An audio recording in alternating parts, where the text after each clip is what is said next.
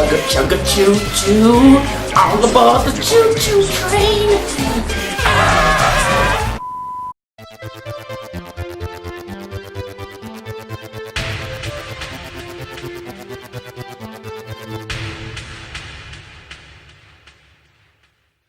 Hi there guys, blistering cold here, and today I'm back with you with another video. Now I did my video on cinema etiquette and I thought, people also don't behave when they're on the train. So today we're going to talk about some train etiquette.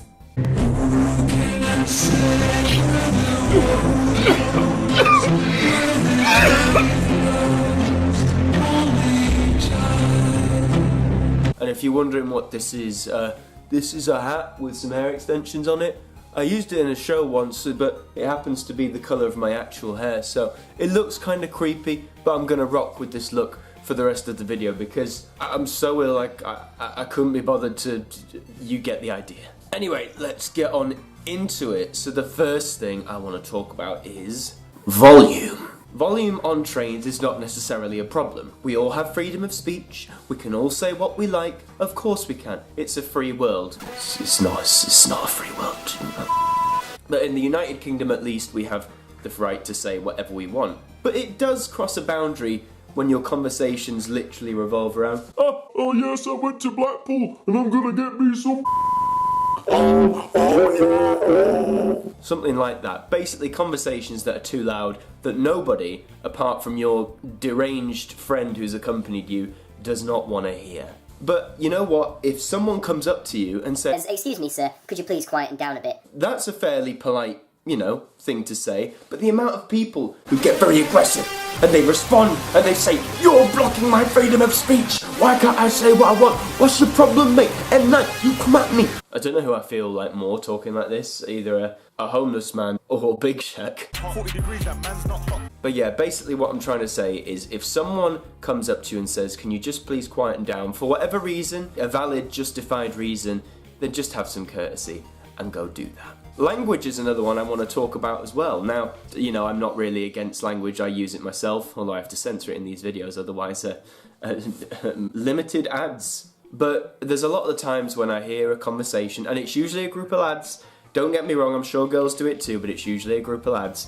and they start mouthing off and they start swearing at each other, and again, it's loud, it's audible.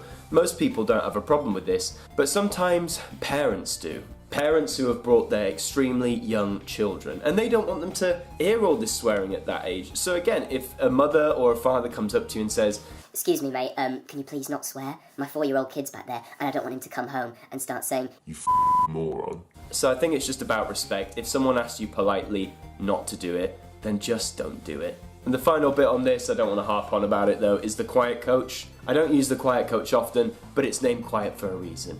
If you're going in there, no loud conversations. I'm okay to a whisper on the quiet coach. I don't think a whisper's a problem if you need to talk to someone. But talking like this on the phone in the quiet coach is not okay. It's quiet for a reason. Have a bit of respect. Have a bit of common sense. Just like I had common sense to wear a wig, a puffer jacket, and Donald Trump glasses. My father gave me a small loan of $1 million.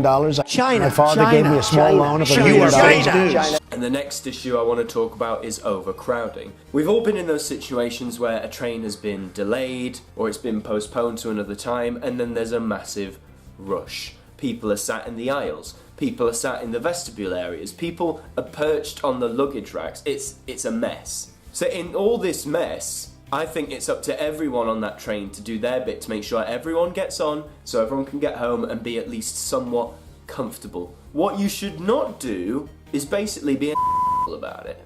I was on a train back to Liverpool from Manchester, so only a 40-minute journey, but several delays had occurred and it was a pretty rammed train. And we all crowded in the vestibule and the train guards are shouting, "Get out, get out, get out!" and trying to force people on. And there was this guy in the aisle who had space to basically move further down the aisle, but he wouldn't do it. People kept shouting at him, kept asking him nicely in some cases, he would just not budge. Basically, think of it this way.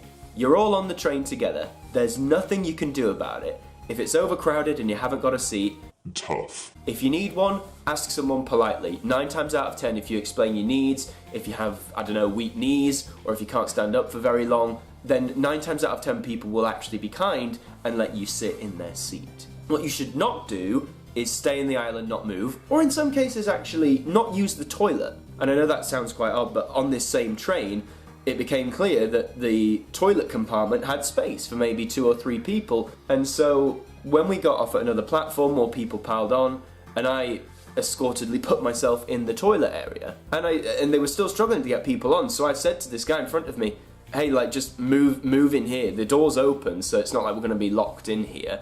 And he just wouldn't budge, and we stayed at this train station for 10 minutes just because some guy wouldn't move into a toilet cubicle. Don't be petty, don't be silly, just move up so we can all get home. Okay.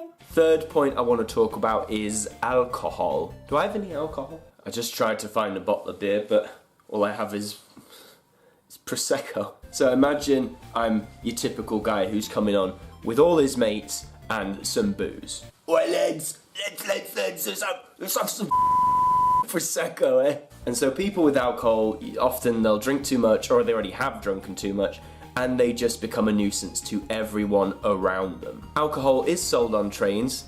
Should it be? I would argue that it shouldn't, but why do they do it?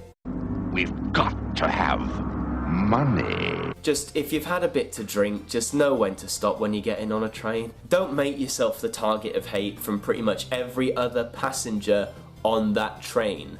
And finally, I want to talk about platform behaviour. What I mean by that is, right, so every time a train pulls in, there's an announcement that says, Please let passengers alight before entering the train. if you don't know what alight means, it basically means let people get off before you get on. Again, common sense. But the amount of who feel the need to just start piling on whilst people are coming off. There was once I was at a train and a woman came off with a pushchair, gently trying to put it down because you're lowering quite a step. And this absolute moron decided he wanted to get on the train but directly in the path of this woman. And what was worse, he got completely arsey about it. He was like, excuse me, I want to get on the train, and I've got my seat in this carriage. And this poor woman was just like, How about you let me get off? I know it sounds really obvious, but I know we've probably all done it where we just want to get on the train, but let those who've had the journey get off first. Again, don't be a target of hate and grief, it'll just make you feel worse. And that, dear friends, is all I wanted to talk about on train etiquette. As I said, my illness seems to have got a bit worse, partly why I'm... Oh god, now I do feel homeless. Yeah, illness isn't fun. No. But yeah, let me know in the comments what you guys think. Did I miss anything? Did I miss any obvious train etiquette steps that you want me to cover in a future video? As I mentioned a while ago, I've done some new videos. I've done one about Jeremy Clarkson potentially hosting a new version of Who Wants to Be a Millionaire. I've done a Doctor Who on a Sunday video, and also a cinema etiquette, the idea that started this all. I am thinking about making the etiquette videos a small series. It won't be as frequent as every week, but just whenever I get an idea or topics, I'll make something of it. Or why don't you guys let me know in the comments what kind of etiquette I should make videos on. Thank you all very much for watching. Hopefully I'll get better soon. Please leave a like, leave a comment, share and subscribe, and providing I don't die, I'll see you next time.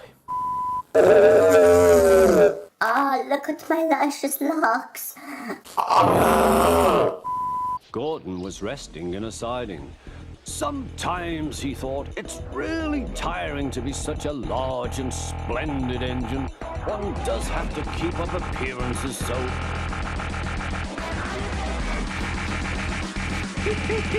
Hello, fat face.